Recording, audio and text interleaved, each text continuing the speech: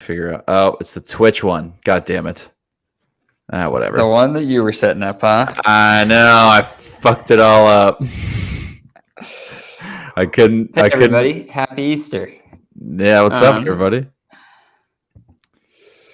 Yeah, I couldn't figure out the Twitch. It's the technology to stream is beyond me. YouTube is live and Facebook is about to be live. You ready?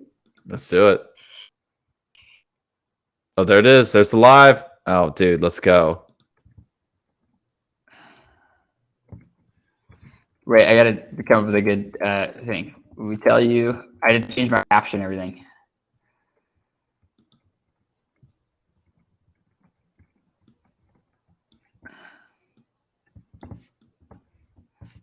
But I just said happy Easter. I didn't say anything else. All right, now we're live on Facebook as well. Hell yeah! What up, everybody? Okay. Well, yeah, happy Easter. Happy Easter, everybody. Yeah, we were just talking about that. I feel like Easter's fun when you have kids, you know, and you like just put a bunch of shit around and then they go out and they just like, you know what Easter is? Here's what Easter is. It's like when you just don't want to deal with your kids for 2 hours. So you go, yeah, it's just what, yeah, you go out there and you find a bunch of stuff. Yeah, go for it. Go figure out the eggs and stuff. God. Dude, some of the shit we do, like for these holidays, like it'll be like, okay, yeah, Easter, okay, you celebrate the day Christ is risen and all that. And then but how does that explain any of the other traditions that we do? Like, where does the egg hunt come in? Yeah, or the rabbit or anything. Or the rabbit. Where'd the bunny come from? What is that? What does it have to do with Jesus rising? And maybe there is a reason, right? Like, but I don't know what it is. I think if I were to just absolutely make something up, I think I talked to Wes or someone. I talked to somebody about this, and they said it had to do with like rebirth. So an egg symbolizes rebirth. It's a symbol of like regeneration. The rabbit, I have no fucking clue. That one is a completely made up thing. Why is there an Easter bunny? I'm typing into Google. Yeah, there we go. We need these are the questions that we need answers to.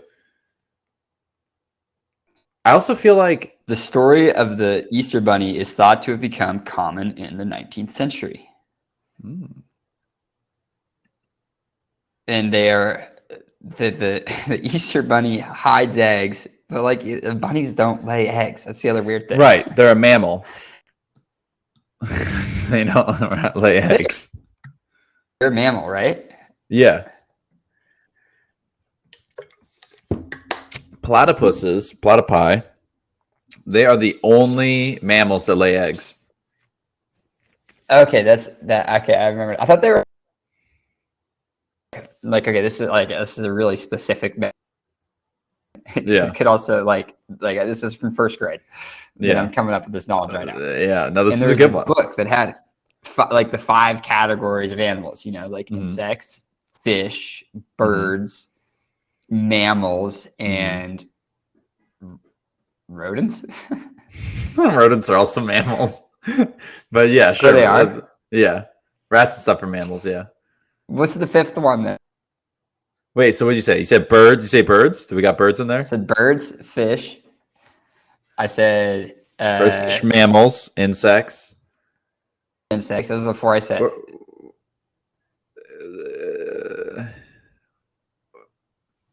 Is there anything else? Oh, what? Amphibians. Yeah. Amphibians. It feels like a fish reptile, which I guess would be reptiles. Reptile, that's what it is. Damn, God, we did it, everybody. We did it. That was hard. That was hard. There's this book that had those 5, which I knew were the 5, right? That was just because everyone knows that in first grade. Like this. Yeah. First grade knows their categories of animals. Right. And so I found this one with the 6th category, and it included like platypus in the category, and it was like, but it was like a category for all marsupials. It was the word. Oh, marsupials have. Wait, is a platypus a marsupial? I don't know. There's Let's words find this connected out. in my brain. Dude, every Sunday morning, tune in for Animal Facts with Jack and Rena. Platypus, marsupial. Let's find out. Produce. Oh, hold on. Okay, actually, dude, this is even more badass than I thought. Platypus is also one of the few mammals to produce venom. They produce venom? Yeah, dude, these things are so dope. I didn't know how dope these were. Hold on. Here we go. Found in they're from Australia. That's why they're weird. Dude, literally every weird ass animal is in Australia. You know, like kangaroos, just a weird thing. It's in Australia. Okay, let's find some. It does look like a botched science experiment.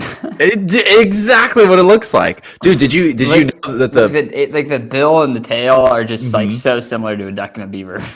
But then it's an animal, right? They're so similar, and then it's an animal or a mammal, and then it lays eggs, and then it apparently has venom. It's just like the. Oh, dude, and they don't have teats. Like the female platypus doesn't have like boobs to feed its young. It sweats milk to their young. I think I'm reading the same article here. On Britannica, Britannica.com. Yeah. Dude, this is the weirdest animal. Dude, it doesn't follow any of the rules. It doesn't follow any of the rules. It lays eggs. It has venom. It sweats milk. Like, who made this? Who the fuck? See, this is what I'm talking about, dude. This is why we're in a simulation. How clearly this is... Dude, this is clearly an issue. This is clearly a simulation. Dude, like, this is a sign. Okay. This is a sign from the creator of the simulation. Dude, can I tell you what it's like to have moved to Texas? Yeah, dude, let's hear it. I got here on Friday last week, right? And so for our listeners, I literally got a job offer like 3 weeks ago, and then I accepted. And I basically said I could be in Texas in 13 days. And it was kind of a lot to get to Texas. And I was in Austin, Texas at the time. Not even planning on being home for another week, but I was like, so I flew home, packed all my shit, put it in my car, and started driving to Dallas. And it took like 4 days, 3 nights to get here. And I show up with just like no furniture or anything. Like I just in this random ass apartment. And dude, it's fun. It's bare bones, but it's just like, and I've worked, and it's like, you know, I've been busy with work and stuff, but it's like, it's just fun. It's just it's like, it feels like adventure all the time. Yeah, dude. Well, you told me the first night it's like an adventure. Then the first night you got there, you tried to convince this MILF to come home to your air mattress, didn't you? No, she tried to convince me. Okay, there we go. Yeah, that's actually phrase it. Yeah. Well, it sounded like things were going down, and you're like, dude, come back to my air mattress. Like that was the only option. So I said it. Yeah. But it didn't end up working out. Yeah. But it was not because of that. That wasn't the deciding reason. Right. The that was that she had a flight in the morning. Like she had to get up really fucking early. Yeah. Yeah. And they were and so did I. And it was like, I mean, like I just like wasn't trying to, like, neither of us were trying to stay out late. And it was like, it just logistically, it just was not a good. Yeah. Because dude, you know what? I was gonna have to sleep over here. Yeah, dude. No, it's dude on air. Also, I was getting somebody to the airport in the morning. No, dude, and like also, you can't sleep on an air mattress with another person. It's like literally the worst sleeping situation is an air mattress because every time they move, the whole freaking thing moves. And then if your weights are too different, like if she's heavy or like you're heavier than her, like one person's gonna be higher, and then they're gonna roll down onto the other person. Like an air mattress, you can't have two people on it. Like it literally doesn't work. Yeah, dude, it's It's not an optimal solution. There's a reason why you can get it for like $70 at Fred Meyer. Right. All right, dude. Let's keep going about Texas. Tell some other weird stuff. What was like some of the weird stuff? Okay. So that's just. Let's talk about my personal experience first, because the subject. Because I really only have my subjective reality, but there's some things I know different. Some things will be like a lot of Texans will know. But okay, here's the other weird air mattress thing though. Well, just like getting a bed here, it's just kind of really logistically difficult. I mean, like I know there are solutions, but I don't want to spend a ton of money on getting a bed here. Like it's the delivery process that's tough. But apparently they have these beds on like Costco that you can get there, like Amazon, that they like come folded up. But like, is this thing so heavy that I can't? Because there's like stairs to the bedroom, so it's like, am I gonna even be able to carry it upstairs, or like, am I gonna need somebody else? Because I don't know anybody. Like, I don't have somebody I can just call to like move the bed with me. How do I do this? Yeah, everything you have needs to be a two-handed solution. You can't have more than two hands. Just knocking on my neighbor's doors, being like, "Hey, anyone have like a free minute? I just need someone to help me carry this." That's probably what I'll end up doing. Yeah. Literally start knocking on doors. Hey, can you help me? Yeah. Dude, that's exactly what you got to do. Me, because I literally have nobody else. Yeah. Like, I wouldn't bother you, but like, I have nobody else. I'm alone. I came here from a foreign land. I don't know how this works. Exactly. So that'll be a challenge. But dude, here's the other thing. Dude, all the traffic patterns are fucking weird. And here's what's funny. You told me this, and I didn't know if this was just like Reno being Reno, but you go, hey, just so you know, everyone drives like an idiot here. Like everyone drives like an idiot. And I'm like, oh, they're like aggressive, and you're like, no, they're not aggressive. They're just idiots. Like you won't believe it. And then there was kind of an example or two when I was in Austin a couple weeks ago. But then I got here, and then everyone else started saying it too, and I didn't particularly notice like maybe a thing or two here. And then, dude, like other people started telling me that they just had this exact same take of you, independent of you, that their whole life. Yeah, everyone here is an idiot. And then I like just had these interactions. Like now I started seeing it, and it's like, holy shit. Because like I was like confused, right? Because this shit's confusing around here. And then I started to understand how the traffic are. Oh, the reason I'm confused is because nobody's following them. Yeah. There's like clear rules that Texas tried to set up, but like they're not that followable. So nobody follows them. Dude. And so it'll be like no U-turn here, and then like I'll be the fourth car in a row to like make a U-turn at that spot. Yeah, exactly. It'll like explicitly say there'll be one sign saying no U-turn allowed, and that's the only thing anyone's doing. And I'm like, okay, well, I'm gonna do it because I need to get her turn around. Well, dude, it's like it never makes sense about those. They put they say like no U-turn, but then I look at it and I go like, why is there a restriction for U-turns at this intersection? Like that's the biggest one. Like I look at it and I go, well, I'm physically capable of making a U-turn right now.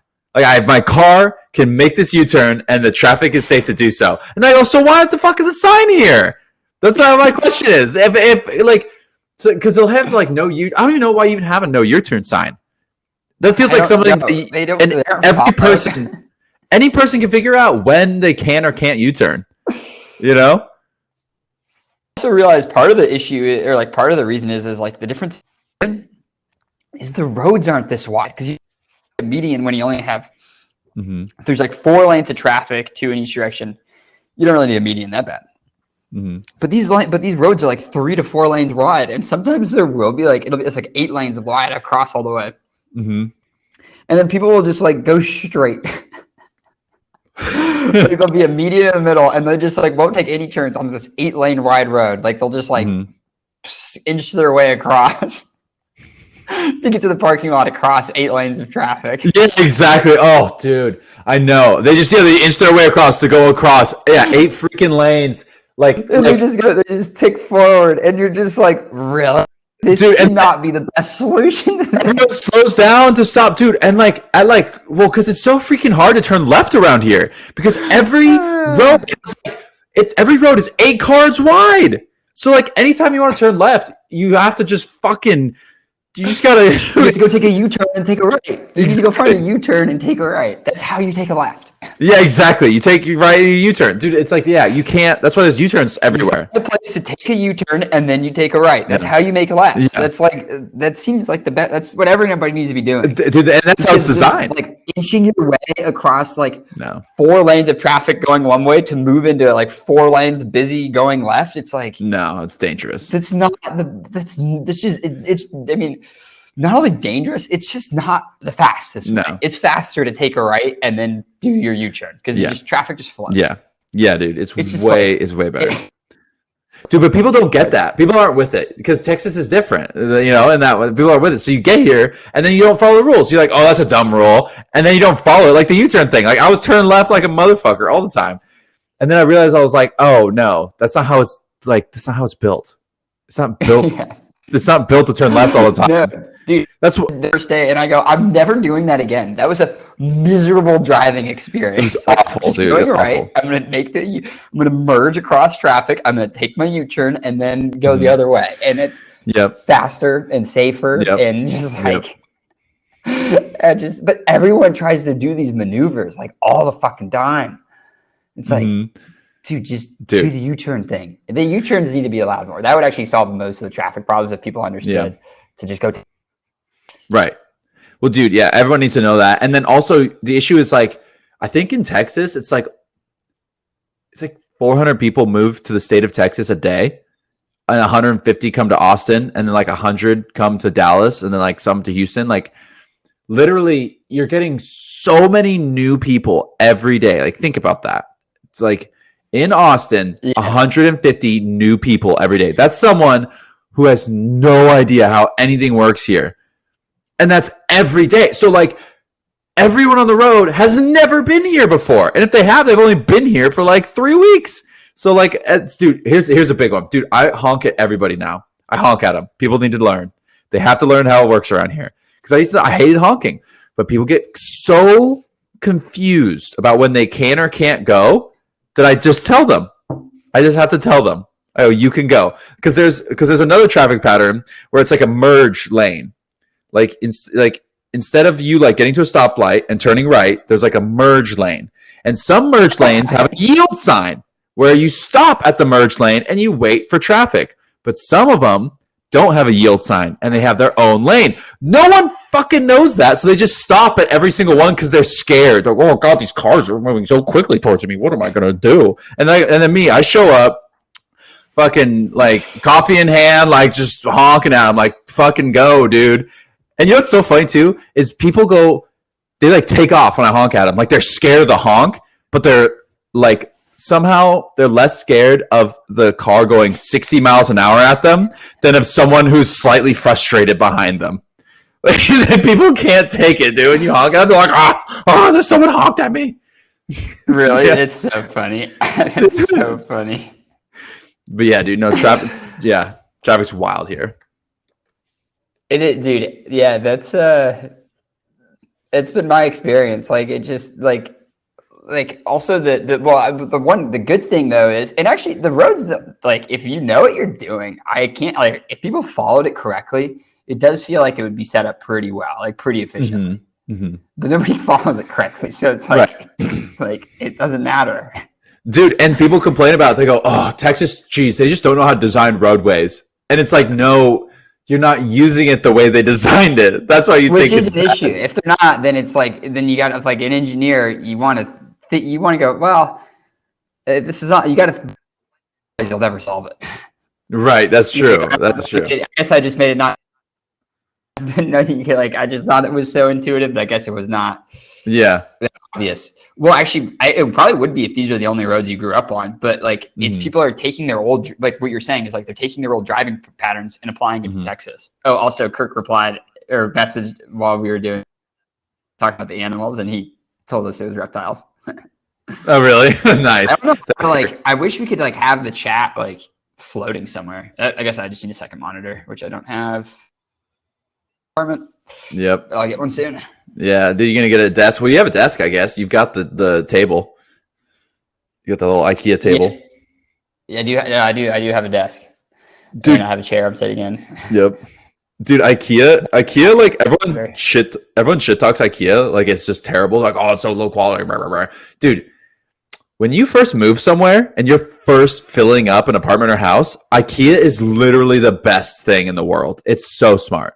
It's amazing. Dude, you're getting cheap. Really, yeah. Dude, you're getting cheap, easy to transport material, like furniture. They're like works pretty well. It doesn't need to be robust, but like it looks pretty good and it does what it's supposed to do. It's cheap. It's like, but do you know why it's cheap? It's not because like it's like super low quality like and stuff. It's because shipping costs are absurd for furniture because they're so awkward shaped, and it's just really difficult to stack them. So like what they figured out is how to like just package it well. So like you like by assembling it in your home, which does cost you labor. Like buy some like it's like you're able to get pretty like way higher quality materials than you could for like comparable price if it was already assembled, and it's like just functional and works, and it's like and it's because you have to assemble it in your own. Like that's they go hand in hand, and it's like it's kind of a pain in the ass, but like, dude, I mean, I'm a lot happier than I was before I had furniture. Yeah, and dude, I can carry it into my house by myself. I don't need somebody to help me. Like, it's like I would be so hard for me to fucking carry a table and chairs in here, but it's like when the table comes in a box and I assemble it, I can carry it. Yep, you can slide it around, and it's cheaper, so you don't feel that bad if like if it bangs around a little bit while you're like setting things up or dragging around. It's like, yeah, the table was $50. Yeah, and I mean, I don't know, I've been good enough at moving where I don't know, there wasn't like a lot that was bang. But like it wasn't hard to not bang it around because it was in a package. Yeah, right. It's in cardboard. Carry, so like, yeah, right. In table form, it's like there's so many more appendages to look out for. Dude, and then you got to do the weird like rotate around the door move that literally everyone knows when they move. When it's in a package, and then it's set up, and now I have a table, and I can eat my meals, and I have a chair that's comfortable. Dude, look at you. That I read books on. Dude, what's your next upgrade to your house? The next unlocking. You're gonna unlock comfort. There I thought it was gonna be bed right away, but I actually don't mind the air mattress that much. I need a couch. Yeah, they do. Because like, and then I'm like, all right, where am I gonna put everything? I also need to finish, which I'm gonna do today. I've got like, okay, so I set assembling IKEA furniture, and I had to have a shit ton of it. Yeah. And so each one takes me, and I'm bad at it, right? So like, well, I'm getting better, but like it'll take me like 15 to 30 minutes to like do something. Yeah. Like to like do this bookshelf. It's probably gonna take me half an hour to do. It's just like, and then I'll finish the bookshelf, and I'll be like, and I need to go get like better tools because like I've been using the shitty IKEA ones, and I'm just like, all right, if I'm gonna do this in repetition, I just need like a good set of tools. Yeah, you do, dude. And then I gotta go. Yeah. Dude, you gotta go to the toy store. I gotta go to the toy store. I do like go to the toy store. I'm gonna do that today, actually.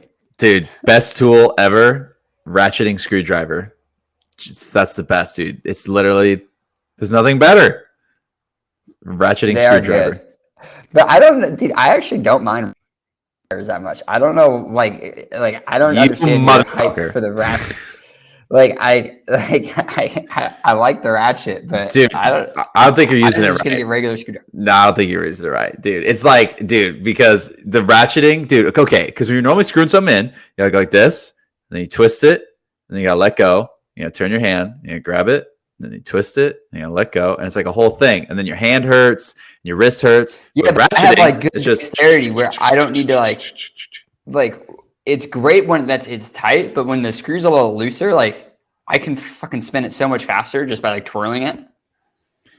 Yeah, if it's just exactly. But then you turn off the ratcheting. Only those last few turns. Yeah, but dude, then you turn off the ratcheting. So it's literally an upgraded screwdriver. You can ratchet or not ratchet, and it ratchets backwards too. Dude, it's just better. It's better. It's just more. It's just a better feature. I don't know what you have this resistance. Oh my god, this is such a made-up resistance. Dude, no, but I don't know. I just like my regular screwdriver. Like if it was a bait, like I just like the joy of using like the classic tool. It's not right. You sound like such an old man. I just like the old feeling of the screwdriver, the standard screwdriver. Okay, well, I like spent like 3 days assembling IKEA furniture without substituting out the like fucking handheld Allen wrenches. So Mhm. that's where we're at right now with my need for high quality tools. You have the standard Allen wrench. Yep, dude, you gotta start Yeah. somewhere. I do Yeah. have one of those Home Depot, like all the Yeah. basic tools you need, Uh-huh. which is really what I'd buy. You know, when I go to the store, I'll just buy another one of these. But all of the useful tools are missing. Really? Like the screwdrivers? The screwdriver's missing, which it just has like in like all the heads are there that are interchangeable, but there's nothing to put the interchangeable like. So like, I've had this thing for like 5 or 6 years, but I just have lost all of the like because the ones I use are the useful ones. I've lost all the Right. useful, so all the ones that are just not useful are still in the kit that I just never used. You're like sick. I don't want. Yeah. Yeah, dude. So it's pretty funny. You go to the toy store. I'm gonna have to go today and do a full replacement. Yeah. I like the way you talked about every time you get certain things for your apartment, you feel like you're unlocking it. Yeah. Like it's a video game, like the shower. Like once you got this, like the shampoo, and then you got the curtain, you unlocked the shower. Dude, okay, so I'm gonna reveal some things about like how I'm not gonna say I'm an adulter, but there are like things that like I just forget about that. Like I was like now that I'm here in a new place, I forget about what all my regular things I did were. Yeah, I wash my hair. I mean, I shower every day, and I never wash my hair that often. But like, I just have not had shampoo. I'm just And my surprised hair you is didn't. like actually like it's just not that greasy. Like it's just really not bad at all. And I know some people that don't ever wash their hair, but like, yeah, I just have a bar of soap, like literally like one Dove bar of soap in the shower. Yeah, yeah. Dove is a So- good brand. I like put it in my hair. Oh and no, just, you like, can't do keep it. that. Why Oh no, it's like it's. I talked to a hairdresser about that, and they said the reason is that it dries out your hair, like because it's designed to like suck all the oils out of your skin, but your hair is supposed to have lots of oils in it. It's like conditioner. Okay, so don't do that. I've only done it like Fix it. once. I've only done it one time. It's not like your hair's gonna. I mean, your hair is all gonna fall out for sure because you did that. But like, yeah, no, it's it's not like awful for it. But I remember talking to a hairdresser and they're like, "Oh no, you definitely need to use conditioner." But dude, I probably wash my hair with the shampoo. I probably do that maybe once a week or like every week and a half. I Yeah, just you don't use have to do it that conditioner often. I every was day. doing it a lot though, because it does like when you do a shampoo and condition, and it makes your hair just like all soft. Yeah. I kind of like having that every day. It is nice. It's all just it's soft and fluffy. It's just it's nice. It's nice. Yeah, dude. Texas, dude. I tell you what. I'll tell you another Texas thing here that I like is the mask deal. That's just the optional thing, and I love hearing people freaking out about it. They go, like I have customers in New Jersey. Oh, yeah, like, dude, it's so open here. It's nuts how open everything is. Yeah, It's- I forgot that that's just like just even being here for a week. It's just weird that there's like I know Vancouver, BC just like completely shut down again because Really? Canada's like not doing well with like they're just like barely administered any vaccines because apparently they don't have any. I don't know what the exact like reason is behind it. damn, But- that sucks. But yeah, Vancouver, BC is like shut down, and I'm looking around here, and it's just like but like people still wear masks, like pretty much everywhere, except for the gym. Yeah, right. Nobody was like, dude, the gym was just absolutely packed, and like half the people had masks on, and I mean, like the gym was packed. Really. Yeah, Yeah. like it was like wait for it. You just every single time you want a machine of any kind, we're just gonna have to wait for a little bit to get your turn. Oh damn. Yeah. Yeah. Dude, I like it this way, dude. I think it's the jam. I think it's the Some people jam. wearing masks. It's just like if you wanted to wear a mask, you wore a mask, and Yeah. there was no judgment. It was just like, oh, Yeah. I want to wear a mask. Yeah. Dude, it feels, dude, I literally I just love the way Texas is operated around it. I just like it. People like freak out about it. I'm like, dude, why not just open it up? I just like everything here in Texas is literally at 100% capacity, no restrictions. And I don't know, everything is as fine as it's ever been. So like, Dude, yeah, I have friends that are nurses and they work in the places where all the COVID people would be. And they're like, yeah, no, it's fine. There's like not that many people. We have a regular amount of people that go through your typical amount of emergency things that exist. But I also feel like about the COVID thing, I feel like people don't want to like let it go. They don't want it to be done, like solved and vaccinated. And I feel like there are people that we're all like, literally, we're all going to get vaccinated. Everyone in the world, everyone's going to be vaccinated, and they're still going to be like, where they're still going to be like uppity about the mask thing. I guarantee it. Yeah, I know. Yeah, I mean, like, I see no like I always actually, even before the pandemic and stuff, I always thought it was weird how opposed everyone was to masks, like, or not like opposed, but just like, it just seems to me like where it'd just be a good balance is if you ever know you're kind of sick or mask to be respectful.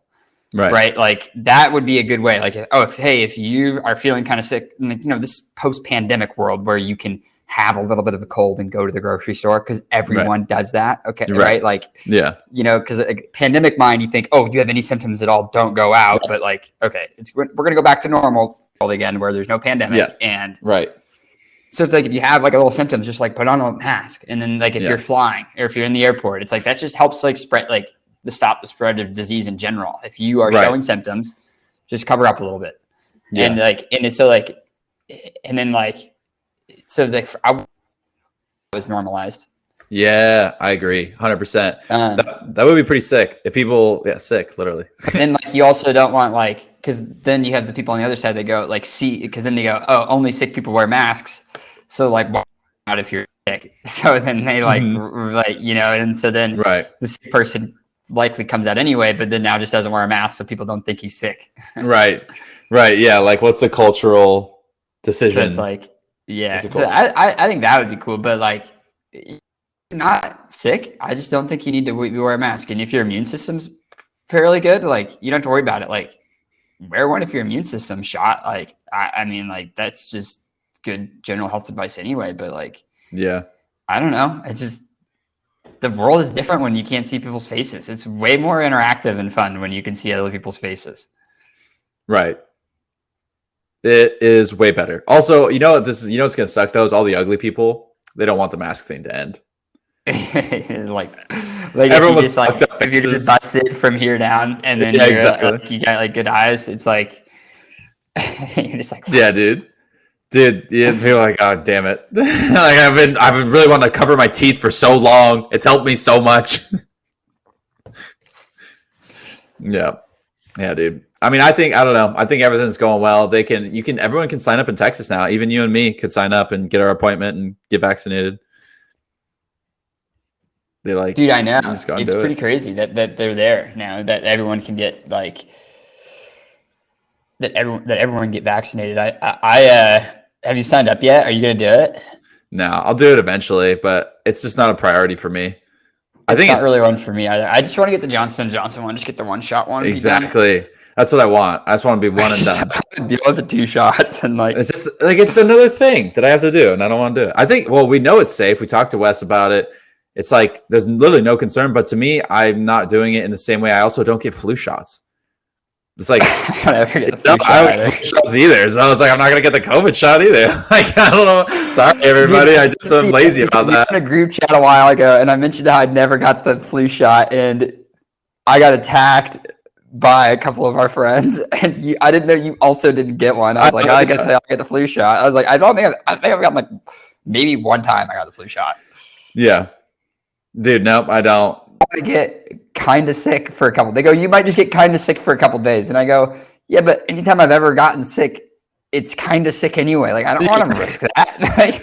Right. Yeah, exactly. I don't get sick very often. I don't want to risk getting sick for a day or two. Right. Yeah, my immune system's pretty good. I put good food in my body. I work out regularly. I don't know. Yeah, I'm just kind of afraid of the disease. I'm not that afraid of it. Yeah, exactly. It'll be fine. Dude, like, I also think I had COVID like in March or something, because I hung out with my buddy who said he like got over it like the week beforehand. We went and we just like, we took a bunch of mushrooms. We're all hanging out all day, just in the same room, breathing the same air. And then literally the next day, boom, no smell. I've never experienced anything like that. Straight flu symptoms. It was all the same normal typical flu that I would get, except I couldn't smell. I've never had that happen. Like, was it like immediately you noticed you couldn't smell? Like, was it like? Dude, it's like someone flipped a switch. Like I woke up the next day, I Weird. felt like shit. Like my eyes were all puffy. I had to blow my nose a bunch. I just felt achy. I was cold. And then I went and I was like, oh, let me get some food. And I was like, why can't I smell anything? And I'm like, what's the most pungent thing? I opened up like hot sauce, like when you can smell the like vinegary hot sauce. Smelled it. Zero. Nothing, dude. Nothing. Couldn't smell anything. It was weird. So weird. It was weird. That's so weird. Dude, my roommate at the time, he like totally lied. He was totally like manufactured this fake reality so that he wouldn't be concerned that I had it. So I told him, like, dude, I like definitely have it. I can't smell anything and I have the flu. And I just hung out with my other buddy who like said he had COVID a week ago. Like, this is definitely COVID. Like the likelihood this is anything but COVID is really small. And he goes, well, yeah, but you can still taste things. So it's probably not COVID. And I was like, dude, I heard it was like 2/3 of people keep their taste anyway that test positive. Like it's that's not even like the majority get that symptom. I don't remember. I remember reading that a while ago. So it's like to say that the no taste thing, it's like it doesn't really. It was, dude, it was rationalizing. He was just rationalizing so he didn't freak out about it. Dude, yeah, I mean it's like, but it does feel like things are kind of. I mean, dude, I was at a Friday night. I went to this place called the Bottled Blonde, and it's like a nightclub, and it was just like, yeah, dude, it was just a nightclub. It was up until 2 a.m. There was just I saw some degeneracy and. Yeah, there was no rules. There wasn't a lot of masks to hide people's face. I didn't see that. Yep. Dude, no, people, dude, yeah. It's all of honest, it just didn't even the COVID risk just didn't even enter my brain until right now from that. And I just like, oh yeah, I guess it still exists. It feels like it just doesn't exist now that I'm like here. Right. Yeah. The pandemic is over. The disease exists, but the pandemic is over in Texas. Dude, it's kind of really great. It's really great. It's so much better. Dude, I see news where people are like, talk to people who are like still in like lockdown states. And they're like, oh yeah, man, it's so tough. Like, I'm just trying to keep a good attitude, getting through it. And I was like, dude, what are you talking about? It's just weird that I'm in the same country with other people who are just like having a shithole time. And I'm down here like, what do you mean? Full open, do whatever you want, pre-pandemic. Do whatever you want. It's just like all that happened. Actually, like my anxiety is reducing so much because like last night, like yesterday, I just like chilled home, played video games and read most of the day. And I was like, this feels so nice that it's sunny outside. And because that's also the thing is here, it's just the weather's just way better this time of year than it is in Portland. Yep. And so I'm like, I just don't like if it's ever sunny this time of year in Portland or just like even in the summer, I feel this obligation that I need to be outside. And I was like, there's just like plentiful good weather. I can just Dude, choking up about it. So good. Yeah. It's just making you cry. And just chill out inside. Yeah. And it was like, dude, it was really relaxing. Yeah. And then I was just like, oh, if I want to go socialize, everywhere is open. There's not like just like this like weird tiny window of chance to socialize. Whatever. Yeah, dude. Yeah, because in Oregon, when the sun comes out, everyone's out like, oh, I gotta do things. But dude, in Texas, I think it's like 300 days out of the year it's sunny.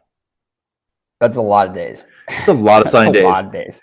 Dude, when I first moved 300 days a year in Portland, it rains. Yeah, exactly, dude. That's why everybody's sad. That's why everybody's all anxiety and shit because it's raining all the time.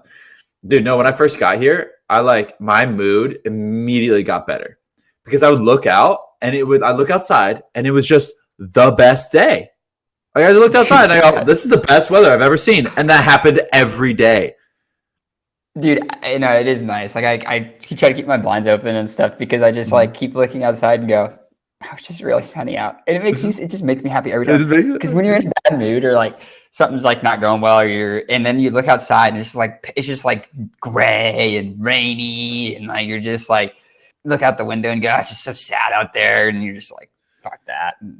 But when it's sunny, you just go, oh, I'm in a great mood. Yep. You just sit out there. It was fun because you were trapped inside with like 40 other dudes, and there's just like they're also looking for entertainment. hmm Yeah, that was fun. In the fraternity, you walk down the That'd be hall. fun. Yeah. Yeah. Walk down the hall. Someone wants to do something. You can And then convince like somebody to do everyone's kind of something. trapped indoors because it's raining. So like nobody's doing anything outside. So you just so there's just always fun shit. Like when you walk in and be like 8 dudes playing video games, like Mhm. all on one fucking console, and you're just like, oh dude, Yep. I'm hopping on this shit. Like, it's Yeah. great. Yeah. All smack talk. Yeah, dude. Yeah, Oh dude. man, That was a good time. That was a good time. Yeah, fucking dude. miss it. Yeah, it's fun. It was kind of I kind of it's something you can't recreate, because I had a roommate when I got here because I was solo when I got here by myself. I was like, this kind of sucks. I was like, it's cool, it's to my own, but like then I got a roommate and he was cool for a while, but then like it's not the same, like it was just basically like we just lived in the same room and then we had like we would fight It's just two sometimes, adults but living together. Like it's not like because in the fraternity in college, it was like we were not only living together, but we were like best friends. So it was like. yeah, exactly. So it was like every time I'd come home, it was like I wouldn't make any plans. I'd just be like, "Oh, what are all my friends doing?" And then they should just be there at home. But when Right. two adults living together, you like go home and expect that, and then like, oh yeah, I got a life and plans. So like I just sorry Yeah. I'm not here just to hang out. Yeah, exactly. I have a life and plans. Yeah, exactly what happens. Yeah, dude. That's exactly what happens. Well, dude, I mean, I because I've met people that are still in the college mindset. They're dragging it on too long. Like I have a buddy like that. Like go to his house, kind of just smells like beer in there. All of his like doesn't really cook any meals of substance. Lots of just like they're just like they just do ratchet shit outside. Like they're still like throwing I don't know. They're like burning things. It's like, dude, it's like same college feel. I don't know. Burning things is really relatable. We set a lot of shit on fire. Yeah, dude, we burned just couches, trees, just light it on fire. Yeah, it was just like I just want to burn things. I don't know why. I don't know why. But it's pretty fun. I remember it being fun. Yeah, dude, we'd have a good old couch burning. I love doing that. Dude, I remember one time we went to the third floor on the fire escape, dragged a couch up 3 floors of fire escape, and then threw it down onto the basketball court to like break it in pieces so we could fit it in the fire pit to burn it. And then they're like, someone handed me the pot. By the way, all drunk, absolutely, because that's just how else are you to throw a couch off of a 3-story building if you're not drunk? Like clearly, come all the way down. Someone hands me a knife, and I just start like cutting at it. Right, too. So like nobody was here. No one's here. Nobody's in town. No one's in town, dude. We're just cutting away. We're sawing this thing in half, and then like it had metal in it, and we're like, we're not gonna cut the metal, so we just literally threw the whole crumpled couch into the fire pit and just like threw gas on it and just burned it. Like it was just a billowing black smoke, and we're sitting around there like, yeah. Just probably like permanent in your brain breathing in like whatever it is burning right there. Like, yeah, exactly. All the chemical formaldehyde, like just literally in my lungs, like terrible. Yeah, I probably lost a couple brain cells because of the fraternity. Oh man, but fuck, dude, yeah, those were fun times, dude. But I like what you're saying about the college, the like buddies that still live in living the college lifestyle. Mm-hmm. But it is like there are some good things that I definitely want to take away. But there's also like, yeah, they're just like, I mean, I am currently living some of the most bare bones I've ever lived right now, which is like more than college. Need to really, but it's like more. It's not like it's like just. Logistically, I'm like what are the things I need to live? And so it's kind of this experiment learning. Like, what do I actually need? Like, because it's a lot less than it feels like. Like, there's a lot of things I've had like just growing up or at homes I've lived in, and that I just didn't use ever. Like, I really just go around my apartment and go, what would just make this better? And then I'm like, oh, well, the couch would for sure make it better. Yeah. That's how I've been adding things. Yep. There you go. Dude. And yeah. And then you question, like, is this worth the money? Or you're like, oh, do I get a nice trash can? Do I get a small trash and then can? The other thing is like, dude, I fucking just needed a trash can. Like I was like debating that. I don't think I could have done a worse job buying a trash can. Dude, this fucking trash can is like a foot wide and like 8 inches deep. And the reason I got a trash can that size is because it fit in the cart. Like a bigger trash can would not physically fit into the cart. So I was like, I'm just getting the smaller trash can because it fits in the cart right now. So not a good criteria to buy a trash can on. Right. So I get here tiny. And like it like doesn't like even come close to fitting normal trash bags. And it like every single time I've filled it up with trash, it gets stuck in the bin. Like the trash bag, like just without fail, it just gets stuck. And I go, well, fuck. And I have to like deal with getting it unstuck. And I just go, I just thought I was going to buy a trash can. Like I just didn't know there was bad ones out there. Yeah. Who's using this? And for what? It's so poorly designed. And why are people buying it? That was it. Yeah, and like, yeah, like they just go, oh, this looks like it's going to fit in the cart. Because I didn't think it was going to be a good trash can. And I was like, how bad could it be? Right. It's a trash can. Like it doesn't need to serve that much of a function. Dude, it's so bad. It's so bad. Dude, is it open top? What are you working with? No, I gotta use the foot pedal. Oh, it's a foot pedal. It's a shit. And the foot pedal doesn't work very well. So it's supposed to be a convenient thing, and it just like doesn't really work very well. And then you gotta bend so I'm over like sitting there like opening it. And then it's so bad. Like, it's just so bad. Dude, but you wouldn't know until you bought a bad trash can. You wouldn't know. But I think I'm using it wrong because it has like, okay, and this, I might be using it wrong, and this could have like a different function because it has like a bin inside the trash can that comes out. Yeah. Yeah. So like there's the trash can, and then there's like another trash can inside the trash can that you can like lift in and out of it. And I don't know what it's there for. Yeah. I don't know. I think you might have gotten a pretty fancy trash can then. A double layered trash can, foot pedal trash can. It was kind of expensive too. It wasn't like dude, did it come with instructions about how to put trash in it?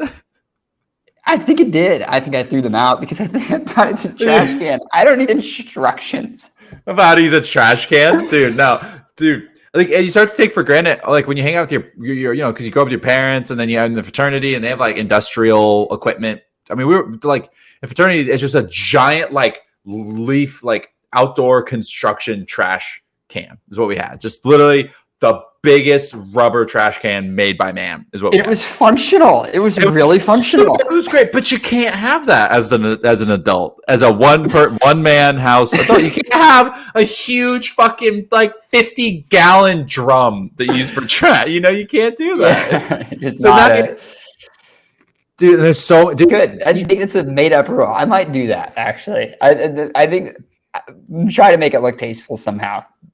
But maybe you could do it. I mean, that's why people don't do it. Is it looks bad. It looks stupid. It looks stupid, dude. Otherwise people would do it. It just looks stupid. Or they just do it because everyone else does it. That it could also happen. People do that all the time. Because I've always hated the lids, but the lids do help with smell. I get that. The lids stop smell. That's why you have a lid. Right. But it's also why you can put it under the sink, which is what I've always done. But I just need a trash can that fits under there. And it's just like, yeah. But again, being by yourself is just logistically difficult, and just not renting a U-Haul every week, because I have my big car. I can load a lot of shit in there, but I can't load an apartment's worth of furniture in there. Nope. I can't even load like 1/3 of a room's worth of furniture in there. Yep. It's like, yeah. Dude, it's just they just have to do it incrementally. That's just the only way. And I just don't have that much of an attention span. I don't just care enough to do it all at once. Like, just I'm not motivated. Just got like, this is livable right now. Yeah. Dude, I mean, it just slowly gets better. You take for granted how well like adults like or your parents, like how well their house is put together. You take for granted. You go, oh yeah, they just went to the store and bought things and put them in this room and then it works. It's like, no, dude, like even the trash can, which should be the easiest decision, is difficult.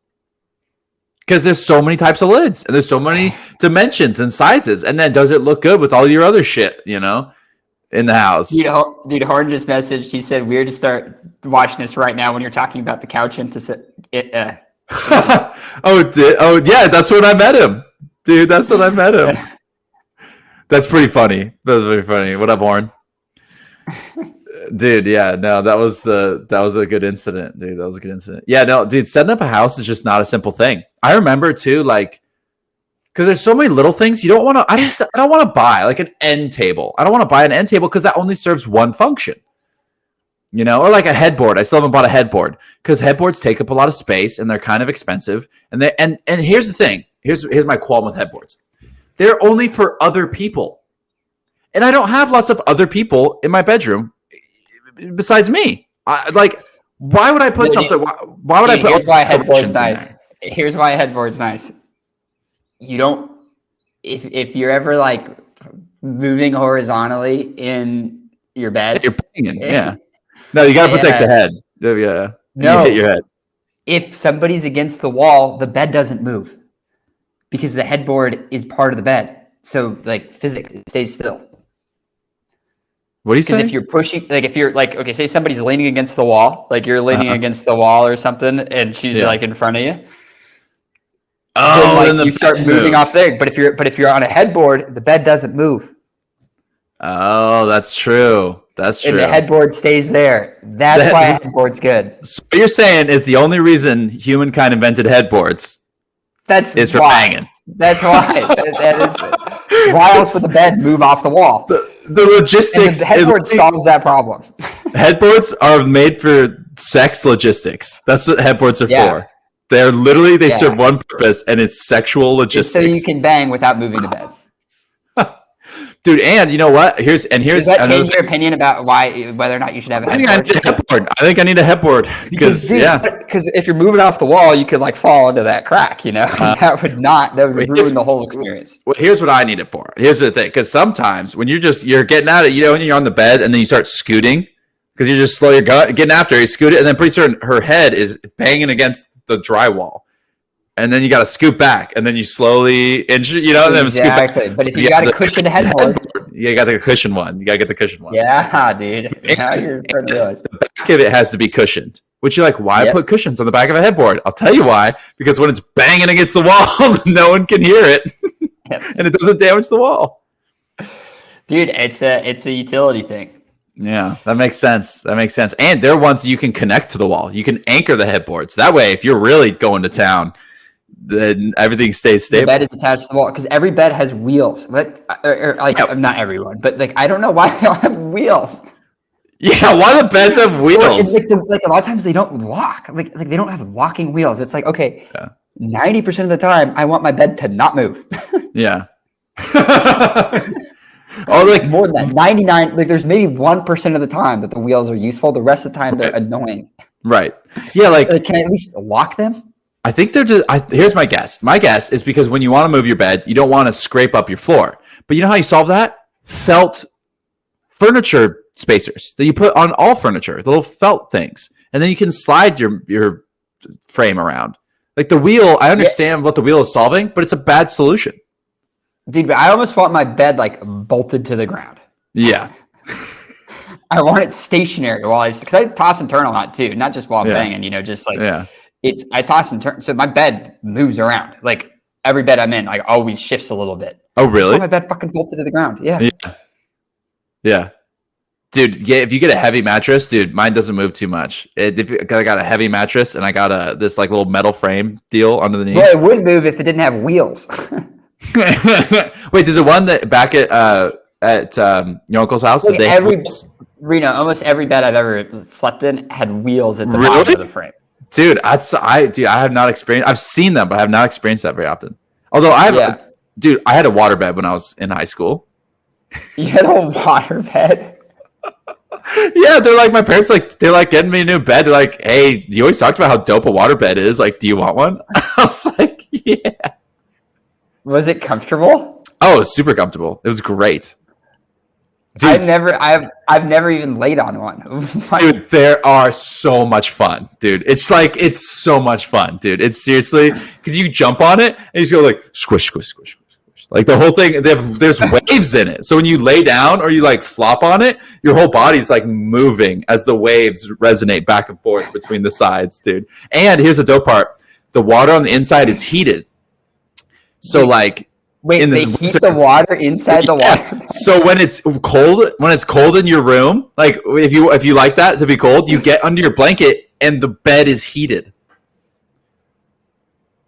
Dude, I want a waterbed. I know, right? That's what I'm telling you. Waterbeds are fucking dope. It's really weird to bring a hose inside to connect to your bed and like fill it. It's really weird, but dude, it's sick.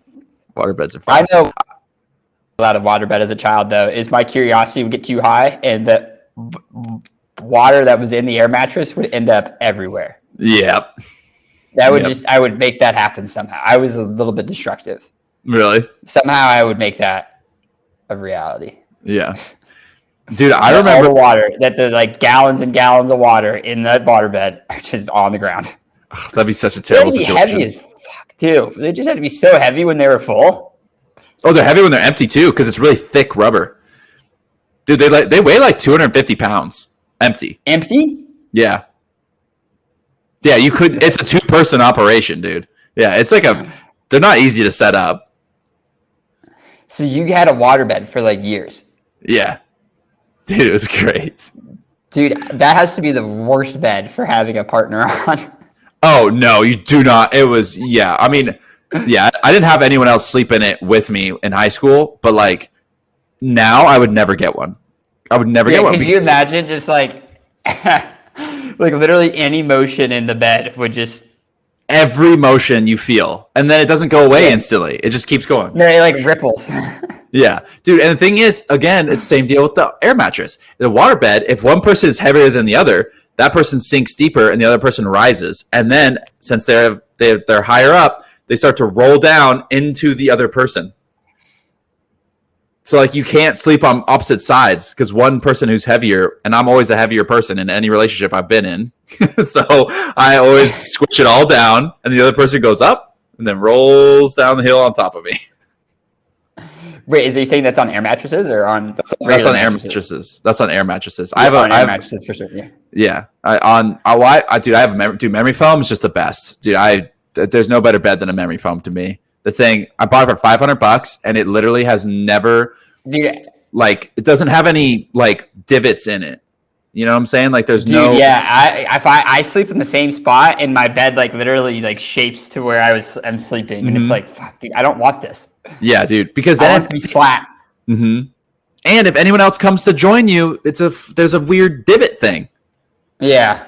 You know, it's like the logistics are not, yeah. But bed logistics change when you start to have more partners in the bed. When you're by yourself, a different bed is a different solution than when you have other people in the bed. You know, because there's like 1-person beds and 2-person beds, like regardless of the size. Because you could have a 1-person. I do not like. I mean, I'm also a terrible sleeper. I try to avoid sleepovers big time. Yeah. But it's just like, but I'm also a bad sleeper, and I toss and turn all night. Yeah. And then also, so it's like I just want my bed. It's like, okay, I just need to figure out a bed that I can sleep in well, and then we'll figure out how to incorporate somebody else. But yeah, I cannot get to sleep with anybody else if I can't sleep on my own. 100%, dude. You know what? Here's the solution, and I just can't wait for this. Is when I start having more money and I get a house and I reinvest in a bed, and I like once I'm like married or whatever, if I get married, is a double king California king, like just the biggest fucking bed. I want whoever manufactures the biggest bed. I want that bed. Just seriously. Do you know? Huge. The California king is not bigger than a king, but it's not. It's just narrower and longer. It's longer, but it's not as wide as a regular king. Oh, really? Yeah. I've been lied to. It's just like a common misconception. It's just longer, but the regular king is wider. Dude, yeah, I want like a double fucking king bed. I just want a massive fucking bed. Enormous, dude. Like literally fucking huge. Because like, you could comfortably sleep like 6 people on this bed. Yeah. And then everyone would kind of feel like they have space. Exactly. Because you know, here's the thing. Because like, you know, if you're in there with somebody, you do the cuddle thing, but then I want to be 6 feet away from somebody. Because like I sleep like a rock, and I literally wherever I sleep, I'm out like in that moment. It's done. But like so many people like flip flop, like you toss and turn. People are doing gymnastics while they sleep. I'm like, God, just get away from me. Like, go away. Yeah. I just wake up so many times during the night. So it's like, and every time I wake up, I'll like be like, I need water. I need to go to the bathroom. Or I just like, or I don't know. I'll just be like, well, I just need to roll over and get readjusted. And so it's like, I'm annoying to sleep in the same room as, and I just can't help. I can't really help it. But but yeah, dude, I just want the others. I just want the big bed so I don't feel guilty about it. Yeah. So I can just be like, I just be on my own side because I don't really take up a lot of space. Right. Right. Yeah, you kind of get on your side. Are you a side sleeper? Yeah, I sleep on my side. I sleep on my side, back, belly. I mean, I just sleep whatever's comfortable at the moment. I just sleep in any position. Yeah. Dude, sometimes I'll fall asleep like this or like this. I'll fall asleep like straight dead person pose sometimes. Dude, I can't do that because I get sleep paralysis if I fall asleep on my back. Like, guaranteed. Oh, really? Yeah, guaranteed sleep paralysis if I fall asleep on my back. Oh, I didn't know that was a thing. Actually, I might have read about that in Jordan Peterson's new book. He said sleep paralysis, if you sleep on your back, it's more likely. Yeah, that's just true for everyone that gets it sitting down again. But yeah, so like, for me, it's like if I sleep on my back, it's virtually guaranteed. And it's also the position I like being in the least while I have sleep. Oh, yeah. Interesting. Dude, sleep paralysis, like, that's trippy. Yeah, it's less trippy when it happens all the time. Yeah. I mean, it's still trippy, but yeah, dude, you get some wild fucking hallucinations. Like shit you think is like real. And then you're like, okay, it really happened. Like I thought there was like marching bands like in my room, like just like fully thought it was. And then like actually like woken up later, like out of sleep paralysis and being like thinking, how did they get out? Like that's my first, it's not, oh, that was crazy. He goes, how did they get out of my room? Yeah. Because it was just like that vivid and real, right? Or like he'll hear sirens and shit. Like all the time. I'll hear like sirens like going off in my room, and I'll be like, "What is that?" And it's just not any noise. Weird. Is it like half dream, half awake? Mm-hmm. Interesting. Yeah, it's like you're like the part. It feels like your dreams are just like it's like augmented dream reality. That's what I would call it. Oh, it's augmented dream reality. That sounds man. When you say that sounds fun. But like, I know sleep paralysis sucks. Well, it's stuff you can't move. But sometimes I can because people talk about so what I can do. Leave my body and then I can't I don't have like full function and it like kind of feels like I'm really drunk while I move around the world, but I can like venture into the world. What? It's weird, dude. Yeah, what? I don't know how to describe it, and it feels like I'm like walking around the room, like it's weird. Jack, but it's but I'm like drunk, and then like sometimes sometimes I just leave this world and go into dream world. Dude, I think you're the bridge between the simulation and reality. I know, right? That's what it feels like. You found the bridge, dude. You found the bridge. Yeah. So like, yeah, and then it's like, and then when it enters into a dream, it's usually a lucid dream. But the problem is, I never have like it feels like I'm drunk while I'm there. Like I don't have like full control. Like I'm aware I'm dreaming, but I don't have like full control, and it feels like I'm just like I'm like halfway between like sleep and awake, and like I'm just like sluggish and drunk, and I can't really do what I want to do. Mm-hmm. It's weird. It's a weird experience. It's I don't know how to describe it. But that's trippy. What I deal with while I sleep. Yeah. What an odd thing. This isn't like happens sometimes. This is like how I sleep. Yeah. Really? Yeah. That's crazy, dude. Dude, your sleep, that plus the narcolepsy, I mean, it's like. Well, that's in the same category. Oh, they operate together. Those are symptoms that represent narcolepsy. Wild, dude. I didn't know this, but I mean, you probably know this. Yeah, so that's why it's like I'm like, this isn't some made up bullshit. Like, there's some really weird symptoms I get that are just like, it's not just I sleep poorly. Like, there's some weird fucking shit that happens while I sleep. Do you sleepwalk? I have before, quite a few times. Really? I wonder why that's not consistent, but everything else is consistent. Well, it's just like that's just like a bigger manifestation of symptoms. So like it's happened consistently since I started showing sleep symptoms, right? Mm-hmm. But just not that often. It's a consistent basis. It's just like pretty instance, it's pretty spread apart. Okay. Does that make sense? Like it's happened on every 6-month interval or whatever, every year. Oh, interval. sleepwalked? Yeah. Oh, okay. Interesting. Like I did it in the fraternity once or twice. I think I like Really? like I have a member. I don't remember the details of it that much, but like because it wasn't a big deal. But somebody like was like said, "Yeah, dude, what were you doing last night? Like you're up at like 4 a.m." And I go, "Oh, I don't remember I that." don't remember that at all. Yeah. Crazy. Because we have a part, because I guess there's some part in our brain that turns off our muscles so that we won't enact our dream.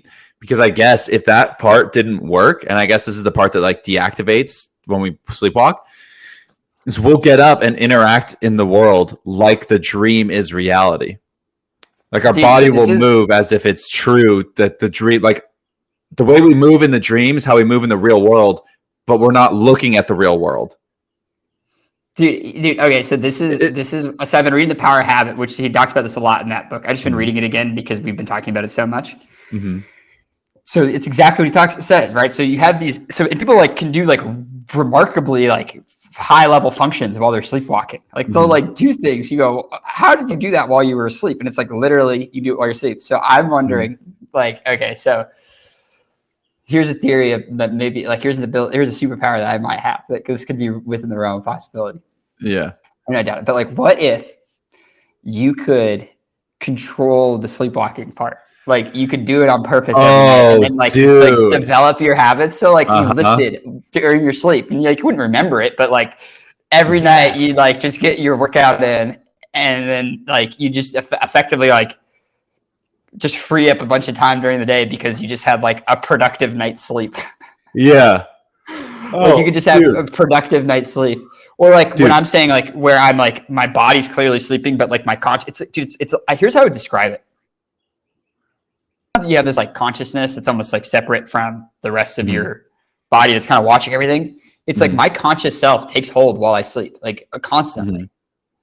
Right. And so it's like I'm not just conscious here. I'm just like I'll be conscious while I'm sleeping too.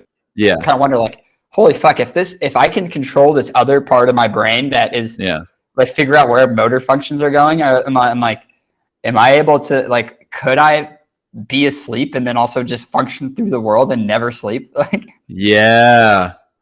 like could that be possible? Like that if I like somehow I had like my conscious self is present in both of these states of mind, the sleep version and the wake version, and I because I clearly have I am having these like augmented reality, like I'm seeing reality while I'm sleeping. It's just kind of augmented, you know, and so it like with like weird dream shit. Like, because if you record me while I'm sleep, like have sleep paralysis, my eyes will be open. Really? Yeah, like they'll be like partially open. So I'm saying, what if I could never? But from like the outsider's perspective, it just looked like I was always awake. Never had to sleep. Yeah, because my sleeping. Because they don't really know what sleep is. They don't know why we sleep. Like I've been reading all about sleep. They don't really get it, like what the function it serves is or why it's necessary for your body and how it charges it. So yeah, so like what if you just didn't need to? Like it just was parts of your brain just need to shut off, but you had such control of the other parts of your brain that you could be effectively always awake. Right. Just like shutting down parts. Oh, like one part is sleeping at a time. Yeah. And so it's always cycling.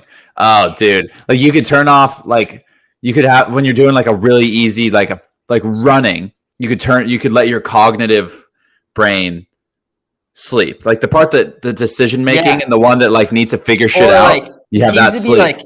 It seems to be like specific things still stay on. So like what I'm talking about is like people will sleepwalk and then report having a rested night's sleep, right? So there seems to be this overlap between like it doesn't like. Physically staying still does not seem to be a requirement to have rested sleep. Right? Yeah. And so if you somehow your conscious mind was present in your dream state and your dream state was like projecting onto you could like navigate the real world through sleepwalking if you're if you're like a lucid sleepwalker, so to speak. Yeah. And so you could sleep and just walk around and do your activities, but like it'd just be a different filter on consciousness, like reality, because you'd be like in this dream state. Yeah. Like you'd be perceiving the world through this dream state rather than your sober state. Right. Dude, that'd be dope. You'd be like a superhuman. You could just get you Yeah. get more stuff done. You get more stuff It'd be done like- and then have a great sleep. Like you could get up and like if I could do that, I would go and like play piano or something in my sleep and then just like knock out like 8 freaking hours of piano practice every night. Like I don't know how the motivation and willpower and like discipline works when you're or at least you know? do something, right? Like just imagine if you were literally doing anything that like made you iteratively better or just like improve your life in some way. Like what if you just cleaned? Like something that's just so menial task, but like you just deep cleaned your apartment every night. Like, yeah. you like you just would always have the cleanest apartment. And Right. like always and never like really putting in Dude, chores at conscious night. effort toward it. Yes, Yeah. chores because chores are easy. Like cleaning And the they're dishes. repetitive and they're the exact same, right? Because Mhm. that's more what I think you would want rather because like piano is kind of a creative endeavor. And so that feels like it requires your conscious mind. Maybe not. I mean, I have no idea, right? This is all like super hypothetical, Right, like, right. sci-fi space land. But but like if you do things repetitive, though, it's like that just like your DMN kicks on. Just your default mode network. I mean, like you think about how when you do a repetitive task, like just how far into la la land you can go and still be doing the task. Right. Like you can just your brain can just go somewhere else. And so it's like, why couldn't it just 100%. be sleeping while you were just doing this repetitive task? Yes, dude. There's got to be a way to do that. It There's got to feels be a way like to do it. that. There's got to be some cons. For sure. For sure. All right, you I mean, should basic- entertain for a minute here because I need to pee really bad. All right, go for it. And I'll talk about what I would do for sleeping. Here's some fun sleep things to do. I would cook because I like to meal prep. So like I would take for meal prepping, boom, automate that. That's during sleep. Laundry, boom, done. Never imagine never having to ever do laundry again. That would be amazing. No more laundry, no more dishes, no more cleaning the dishes, no more cleaning your house or apartment, no more folding your clothes. And, that doesn't take that much, but that's probably 5 hours a week. 5 hours. If I could add 5 hours a week into my schedule, it'd be amazing. That's what I would do. I'd probably automate those. Could automate everything. I also wonder if you could play a musical instrument, would you be more creative? Would you be more creative if you were in a dreamland playing an instrument? Did you hear that, Jack? Right. Do you think that you would like be better at the instrument because That's what I'm wondering. Or different. Dude, it different. could be. It could That's be. what I'm wondering. It could be like Like what are the limits? It's like okay, if you could be, if Dude, you hold could on, have your hold on. dream state, augment reality. Dude, What are all the limitations? Dude, here's what I'm saying is so you could get more creative. Like it would be different. So like there would be an awake, like if all I did was make piano music, there would be an awake Reno album and a dream Reno album. And same for you, like whatever instrument. You know what I'm saying? But the music will be insanely different because awake album is going to be like more traditional harmonic scales. Like everything's going to be pretty like normal. But dream album, it's going to be like, it could be any configuration of music. It could be super trippy. Like, and it wouldn't, and here's what's crazy. If you could make music while you're dreaming, would your dream self like that music and understand it? Like, what if you made, hear me out. This is going to take a while to describe. So while you're dreaming, augmented dream reality, you make your music. Okay. You wake up totally nonsensical. Like when you try to understand your dreams, you can't understand, like it's hard to understand dreams sometimes. But the You're music, like, I don't know what's it going just on. sounds like gibberish. The music, you're like, I don't understand what's going on with this music. But when you go to sleep and you're asleep, and this happened to Play it everybody. again. You play it while you're sleeping, and in your dream, it like augments your dream because your dream self loves that music. So you can play like happy dream music or like productive dream music, and then your dream And it, changes like, based on the completely dream changes. music. Because your reality totally changes based on regular music that's played. So why? Oh, couldn't 100%. You could make Change based dream on- music, and then you could change your dreams, and if you can change your dreams, you can start to change your own reality too, because like sometimes my mood is elevated when I have a great dream. When I have a great dream, sometimes I wake up. It is good. You wake up, is you're like, good. damn, I'm awesome. But then there's ones I wake up and I have to like mentally recover from. Like I have a dream that like someone broke into my house and I couldn't get them to leave. And then I woke up like scared and mad. And I was like, I have to get over this. But if I had a dope one every time because of dream music, it'd be sick. That'd be really cool, dude. I'm gonna start looking into this, seeing if I my behaviors. I'm just gonna sit there and start meditating. Be like, is there any way I can get physical motor function of my body without leaving this like semi-dream state? Yeah, I bet there's a way. Well, like those monks change the temperatures of their fingers because they meditate so Like much. maybe, yeah. See, like there's shits that people can do. That's like wild. So here you go. What if okay, so like, what if it's like, okay, so you sleepwalk, right? When you think you're performing some functions. So what if next time I have like bad sleep paralysis, like maybe I'll like go like induce sleep paralysis on purpose and then like try to like convince myself that I have a, like an urgent egg I need to fry and see if I can like induce the sleepwalk and go fry an egg. Yeah, if you're, because are you aware when you're having sleep paralysis? Like, are you aware like, oh shit, I'm having sleep paralysis? Like, are you cognizant of that? Yeah, I know it's happening, but it's like it's not like a fully wake state. Like it's not like I'm like super alert and awake. Lucid. Like that's there's like yeah, but it's literally the best way to describe it. It's like your dreams are just projected on the real world. So I'm like slipping in and out of REM sleep, still like feeling like I'm participating in this real world. And I'm like, I'll literally like whatever I'm dreaming, it like the visual background of my dream is the room I'm in because I can see it. And then it just like my brain just starts adding things like people sometimes like not just like kind of adding things like full on in the flesh there things. So it's like it feels like the room world, right? Like the whole thing is. And so I can't because the world isn't that clear either. Like the actual world around me. It's like so blurry and like not all together. But then thing with like dream people and things and like marching bands or like it'll be my siblings a lot of the time. And usually I just try to get the person to wake me up. But I go like, okay, what if I just, you know, how a sleepwalker does like usually like if like I used to when I was young, I wet the bed till like way too late of an age. But I have these dreams all the time where I'd pee. And then like I'd be like peeing, and then like I like have vivid memories of having dreams where I'm like aiming at the toilet in my dream, and then I just feel my thigh starting to get wet, and I'm looking down at the pee, going like it's getting into the urinal. Why is my thigh wet? And I go, oh motherfucker, I'm peeing myself. I'm asleep. Yeah, I'm peeing myself. Yep.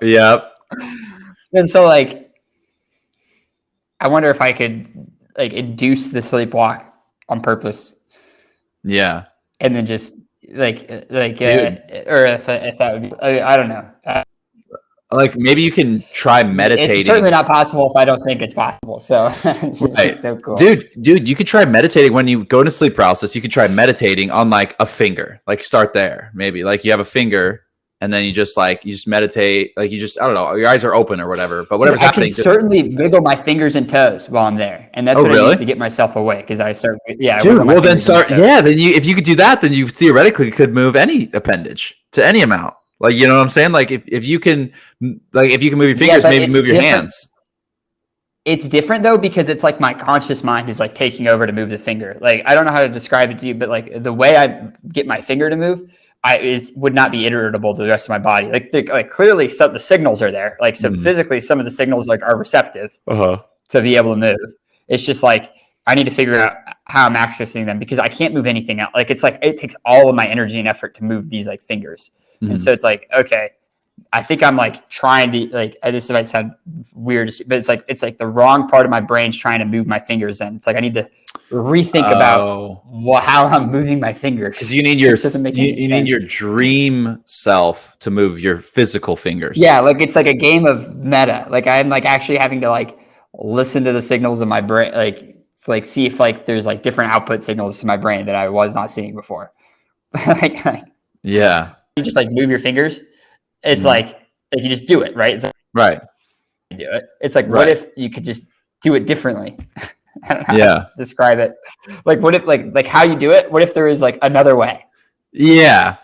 That also moved your fingers, but it was using different parts of your brain. Like you can't really conceptualize what that would be like. Dude, let's get what if there was more than one way?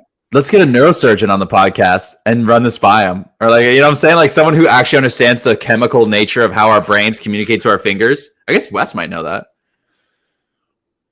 Dude, I actually really I'm really interested in neuroscience. Like that's like one of the things on my list. Like once passive income is high enough is well, I mean, I'm always going to be doing things to generate income for the rest of my life, but Mhm. but one of the things that I think that could both be really lucrative and really interesting is in the neuroscience field. Mm-hmm. Like, because I wouldn't go be a doctor, but I would be super interested in doing research. Yeah. Like And doing it or just like funding it and communicating with the researchers. dude, fuck it, dude. I'll do it. Like, Yeah. I want to go in there and learn it. Like, I think if I was into a topic enough, I just think my fundamental math skills are good enough, like, to go anywhere with enough time, right? Like, I don't think that there's concepts that are beyond my grasp. It might take me longer than other people, but like, it feels like with enough practice, I feel like I can understand anything. Yeah, right. 100%. With enough time. Like, I can't understand everything because there's too many things to understand. But if you pick something specific, you can really understand it to a high level. Well, and you wouldn't have to do, if you were so you could hire a head neuroscientist researcher, right? And you could fund this whole thing. And then you could tell them like, hey, so here's my background. Here's what I know. I want to do this sort of research. You have full autonomy here. You're the chef. I'm the sous chef, but I want to be a part of this and like learn with you and like figure out what's going on. So like, what specific neuroscience concepts do I need to know? And like, what certain things do I need to know? And then what part of the pre-med degree can I skip? Because I don't need to know all that other shit. You know what I mean? Like once you think of education that way and less in the traditional sense, then it's quick. Quicker. So I thought about that a lot, like that, because that's like one way to approach it. You need a traditional degree. You just want to have the knowledge, which is really the education should be. Is just like, and then because it's like there's like a combination of like, okay, what actual knowledge do you have, and how do you make that knowledge useful? Like that's kind of where the overlap is. And so it's like if you are pursuing knowledge because you know it will specifically make it useful, like for like a specific use, it becomes like, one, I think easier to learn. Two, it's just like you don't have to really worry about what accreditation you get because it just like is instantly becoming integrated. And so like learning Spanish, for example, like you don't need a degree to show people you know how to speak Spanish, right? It's just you just do it by like it doesn't matter how many degrees you show. It's like, can you show up and speak Spanish? Right. That's all that matters. It doesn't matter if you have a degree in Spanish. Can you show up and communicate the language? That's like, that's a really good analogy. Yeah, that's a really good analogy.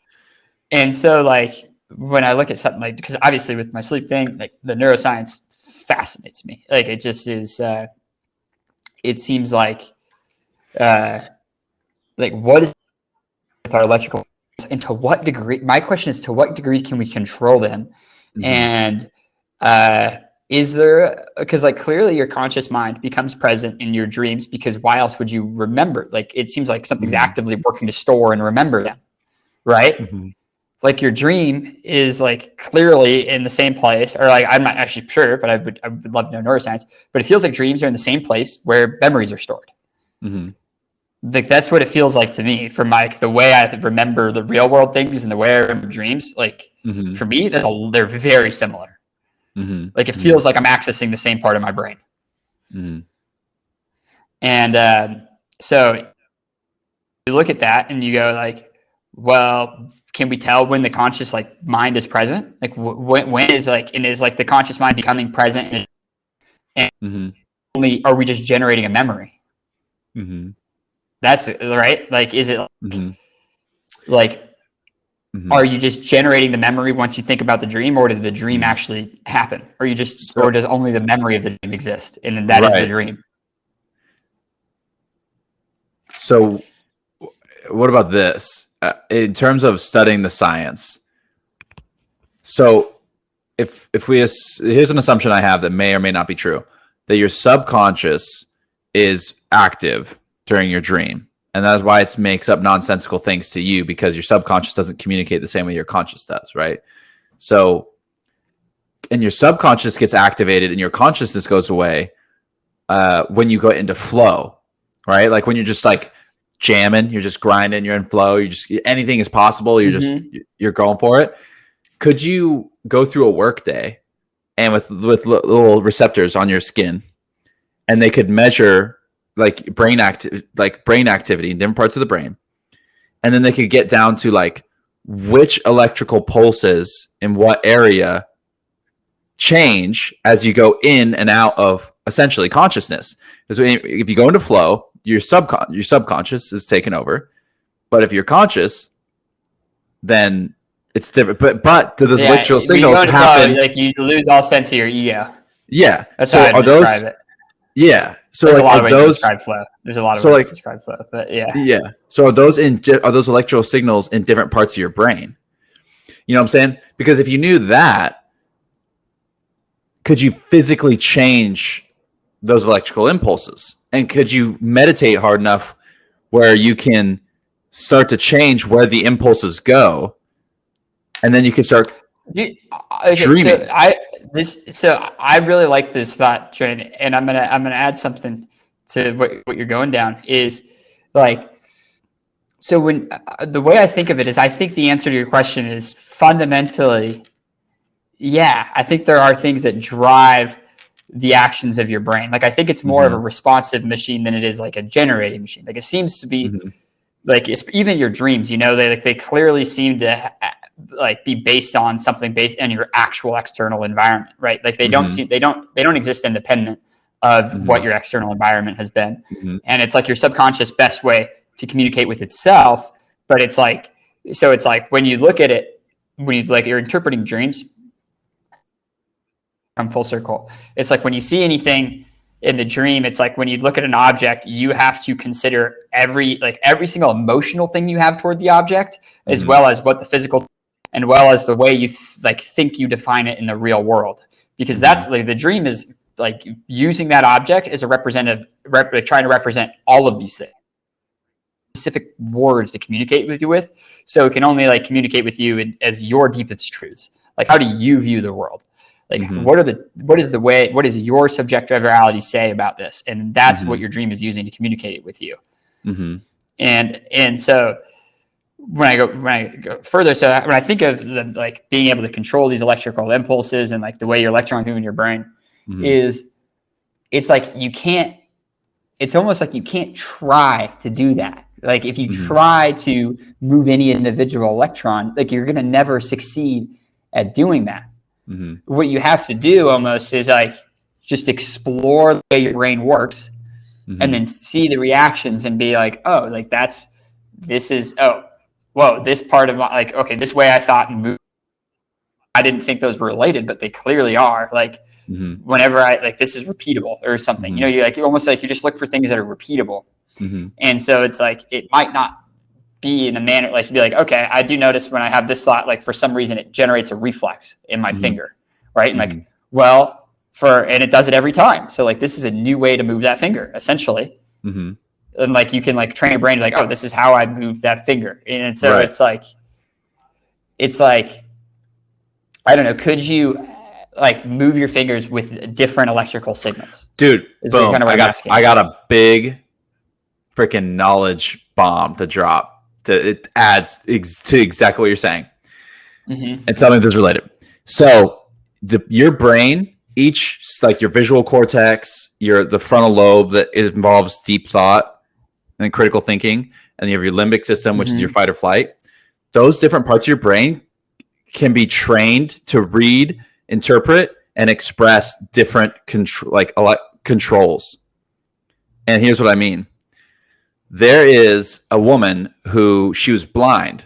So her visual cortex, it had no inputs, right? It had no inputs from the hardware. So, but they still existed as interpreting. But it still existed to take in input and put output as to what you see. Because when you see things, you're seeing things in your brain. Because the input comes into your eyes, which are hardware, and then the output is what you see in your brain. You're never really seeing things on the outside, right? Dude, you know what's mind-blowing? This is just a 2-second point, is you can put on those glasses that flip the world upside down, and after like 20, your brain will flip it for you, and the world will be right side up again. Yep, 100%. What? They can change it. That's unbelievable. That's unbelievable. And so this woman, she was blind. Well, so what she started doing is this guy had come up with this program where this computer, through computer vision, it could see things, like it would see a water bottle, and then it would make a certain noise, like a frequency, and it was hard to interpret. It made a different noise for a coffee cup and a water bottle. But when you listen to it, it's hard for you. It wasn't like Bing coffee, Bing water bottle. It was like Zeep or it's like Zeep. It was like you couldn't figure it out through listening what it was trying to say to you. But that frequency, it started to enter into like her hearing, and then eventually her visual cortex, she started to see things because her visual cortex started to take in the input from the electrical impulses from her hearing part of her brain. It started to take those inputs, put them into the visual cortex, and output sight. So it took different, like see with her ears. It took different inputs and then produced the same outputs, right? Dude, so effectively, so I'm gonna bring this all around. Effectively, what you're saying is, could you have a different part of your brain? Like, could you submit a different input for the same output of moving your finger? Could a different part of your brain, could you get different inputs? Yeah. The answer is yes, and they're already doing it. Proven. Dude, it's proven. I also got to plug my boy Kanye, who claims that he can see sounds, and what you're saying just kind of proves that that's possible. You could see sounds. Kanye says that he can see sounds, like he like that, and like, but the way he described it sounded exactly like what you just. Really? Yeah. Like, I mean, he uses like Kanye words. Yeah. But like he's like, no, like, but sound, I can visually, like he's like, I visually see sounds, and it sounds like the way he described it sounds like exactly describing where like the noises that he hears in the world get processed by his visual cortex. Oh, in addition to his regular sight. Oh, damn! So his visual cortex is taking in the sound signal. Oh, so that's what, like, he said that, and I believe him when he says that. Most people don't; they just think he's crazy. But Kanye, I don't know. Like, he's a fucking musical genius, in my opinion. Right. And just like the way he just like is able to come up with some of this stuff is unbelievable. And he's just like changed so much about music. But what you just said. Like, I've always believed him, kind of, you know? Like, I don't know. He's like, at least it sort of feels that way to him. But you just gave me evidence that it could actually be true, because you just gave me a person that it happens to. So it could actually be true. It could actually be scientifically true. Like scientifically, he can see sound. Right. Because the brain developed a mutation. Yeah. Yeah. And it just allows him to just view the world. But then you go like, wait a second. This woman learned it after she lost her eyes. Is this a learnable skill? I think it's learnable, dude. I think we can change our brains to take in different inputs and outputs, because every chunk of our brain is just a machine that takes in inputs and it produces outputs, and it's used to certain inputs and certain outputs. But could we just put different stuff in there and see what it outputs? Because she was seeing mountains like far away. And at first, when she first started seeing mountains, they were just triangles. But then she saw more of them and more of them. Pretty soon they started to turn into real mountains, like with like lines, and she could tell, like, she started to draw. Dude, she paints now. She paints what she sees.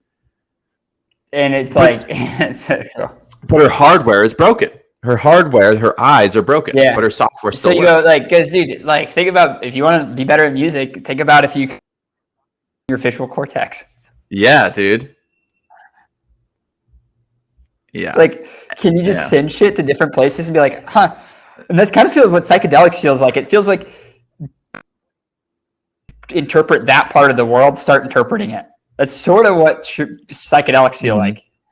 I know they turn on everything. The psychedelics, they just turn on everything. That's why you're overwhelmed by input. But so here's would be I don't know if this is correct, but this sounds to me like I'm explaining the DMN a different way, and this may or may not be true or accurate. But so DMN, for those that are listening, is the default mode now, like kind of where a lot of your habits are. Like, just like where do you like you really filter out about 90% of reality, and your brain processes 10%, and it's like based on what it thinks is most important.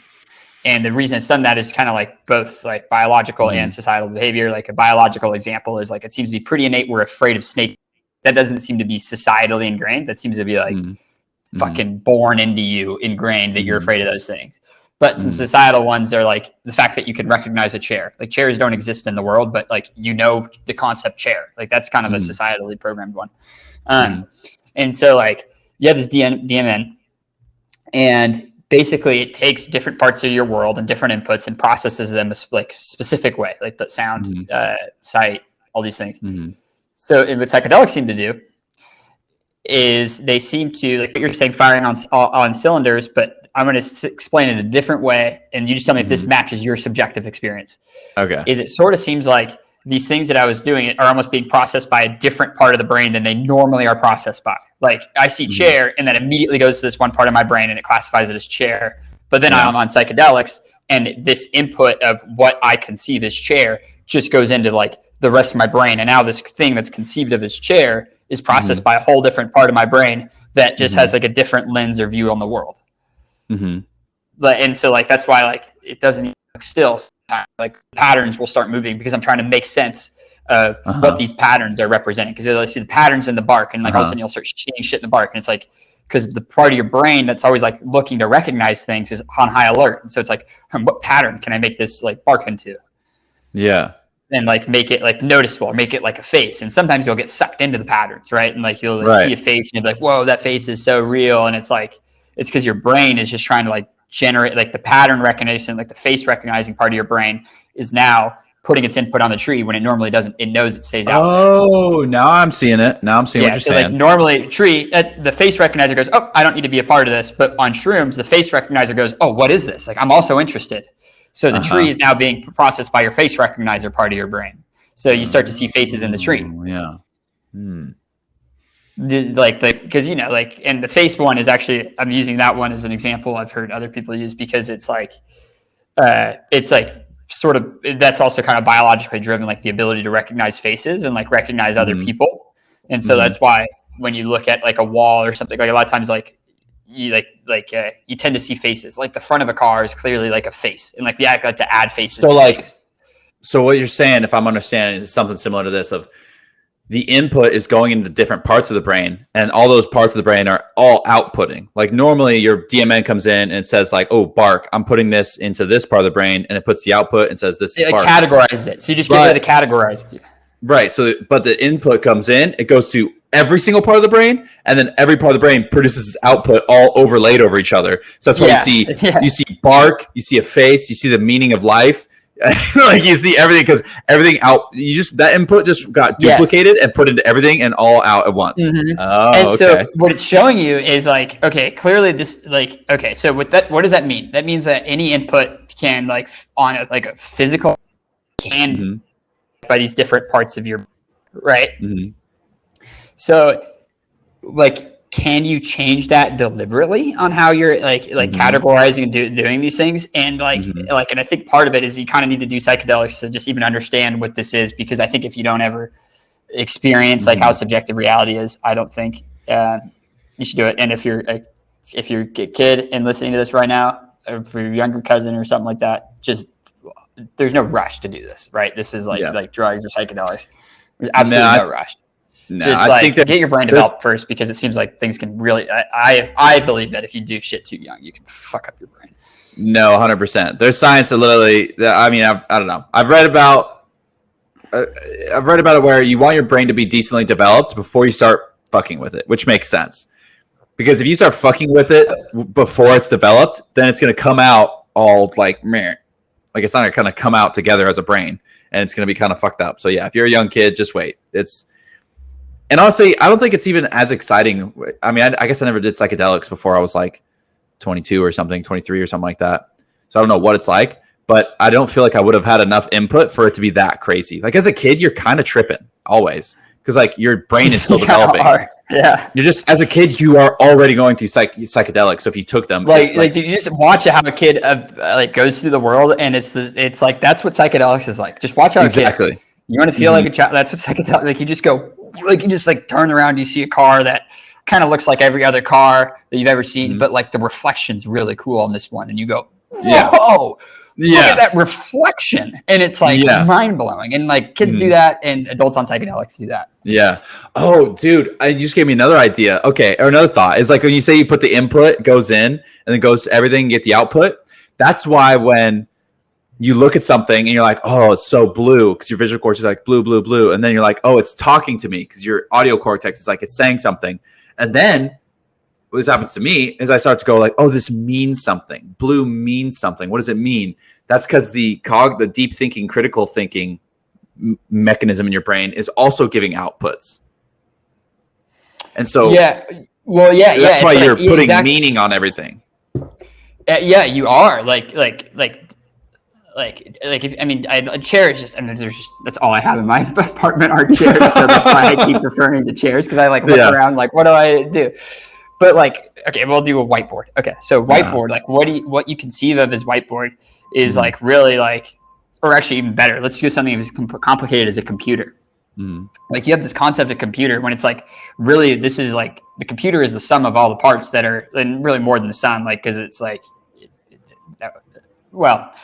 let's keep it simple for the analogy. But so it's the sum of all the parts, but really what part in if you were to take any individual part off of this, it would not be computer.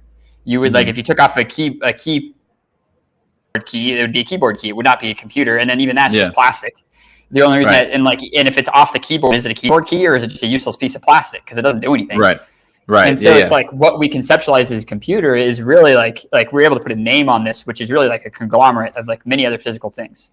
And this is really probably for some people really probably really fascinating and interesting philosophical way of looking at the world, because this is all philosophy. But so it's you are just constantly whatever you conceive of as chair is because you can call a stump a chair. If you sit on a stump, it becomes a chair, and you go, oh, this is a chair, and everybody will know what you mean. It's not confusing, right? Even though a stump is clearly otherwise, if you were not sitting on it, would not really fall into the category of chairs. But sometimes it's in the category of chairs if you're sitting on it. Yeah. And so it's these things, the way so when you look at dreams and you see something like a stump, it's well, that might be something closer to chair, but outdoor, because if you always sat on stumps growing up, your dream might mean something closer to the word chair if that's how you view stumps all the time. Right. Right. It just depends on what your subjective experience is, and that's what your dream's communicating with. And so for me, what's one that would be unique is I look at the world through golf. I play a lot of golf that way. So when I see something that looks like a golf club, I think golf club. And so I might have a dream where I'm hitting a golf ball with something that looks like a golf club, it's a dream that you would not have, but that clearly would have some specific meaning to me that the same dream would not have the same meaning to you, because the subjective elements would be different. You just would have a different meaning attached to each of the objects you visually saw in your dream. Could you change the inputs of the subjective reality dream? Could that affect your standing up and doing things? So if there's so many subjective inputs, and a golf subjective input would affect you, but it wouldn't affect me, could you change which subjective inputs you put into your brain? And then which ones actually make me move? Yeah, exactly. And then how do I know if I'm moving or just thinking I'm moving? What if you dream of moving? What if you dream of running and you dream you're an animal or something, and then that starts to make you move or something? Yeah, but what's weird is I dream of myself moving all the time, and I never actually get it. I will think I have explored the house, and I never move my body, right? Oh. So it isn't that straightforward. But maybe if I here's a backwards ass example, but maybe if I thought of lions, and I go, oh, just imagine lions, and maybe lions makes me move my legs in a walking motion. Yeah, that could be true. That could be true. So it's more really just being patient. And then if I ever do sleepwalk, if I'm dream journaling, this is how I would go about figuring out how to do it. Is when I'm dream journaling, it's just being really patient, wait till I sleepwalk, and then just journal everything about that dream the night before. Because if I'm journaling a lot with literally all of them, and so if I journal a lot about my dream, and be oh, what? And then it'd be okay, now can I deliberately induce any of these things to cause sleepwalking? Does it work both ways? Which it might not. This feels this could be but I've got a weird sleep thing, and so maybe it grants me some weird abilities. Maybe it's not all negative. Yeah, right. You might have a superpower. You can leverage it in some way. Maybe I'm evolving, and that's what it is, and nobody's discovered how to properly leverage the evolution yet. Dude, what if you could train? So basically your dream self would be kind of like a kid. You'd have to kind of train him again, right? But What if you could switch? So you're at work, when you're at work and you're really tired, like you specifically are really tired, and you're like, oh, I need to and sleep. I could just like go to sleep. But then you can just go, you go like this, and you go, and now you're in dream mode, and you keep working. Yeah, dude. I mean? Think about that a lot. And then you get 2 hours of that, and you go, conscious mode, and then your work is just different. Like it's more creative when you're dreaming, and then it's more like logistics. The ability to doze off with my eyes open for a few seconds. Mm-hmm. I wouldn't call it ability, but like I can literally fall asleep with my eyes open, like just like in conversation, like I just like my brain will just tick off. Yeah, and it's just like I just trail off into nothing, and just like I'm asleep. But like body doesn't like collapse. I just am like everything else motor wise is still working. My brain just like will shut off, and so it's like, which by the way, if anyone's here worried about my safety, it's not an issue. But it's but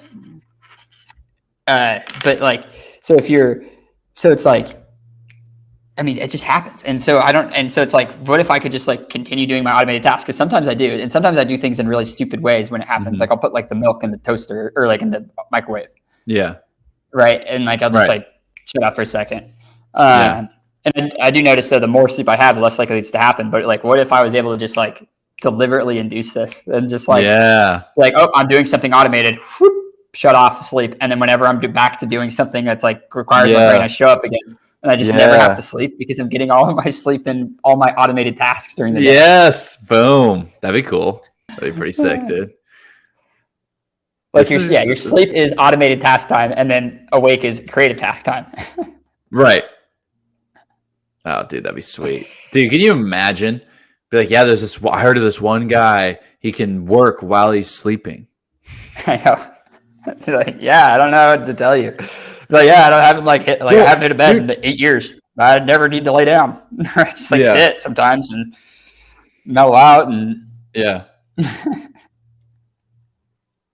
this can happen. I mean, because there was this one guy. This is sci-fi land, but it can't become science reality until it's science fiction. It has to start out as science. It's got to be science fiction before it's. Dude, crazy ideas, dude. The only way it would ever be true is if I believe it could be true. Exactly, dude. Well, here's something you could do.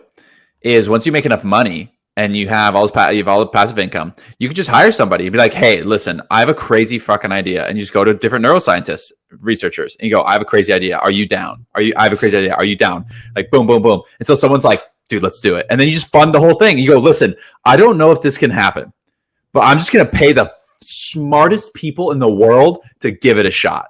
And it feels like a good direction to start. Like maybe we discover something we just had no idea. Oh, I bet. Yeah, exactly. Right. Like this is just the direction I want to start in. And but like we're totally open to adapt and change, but like we're researching the fuck out of this and we're doing it on my brain. Like so it's utility in my like we are training my brain. Right. And you're offering yourself as a test subject for like crazy stuff. You know what I'm saying? Like the guy who invented LSD. He dosed himself.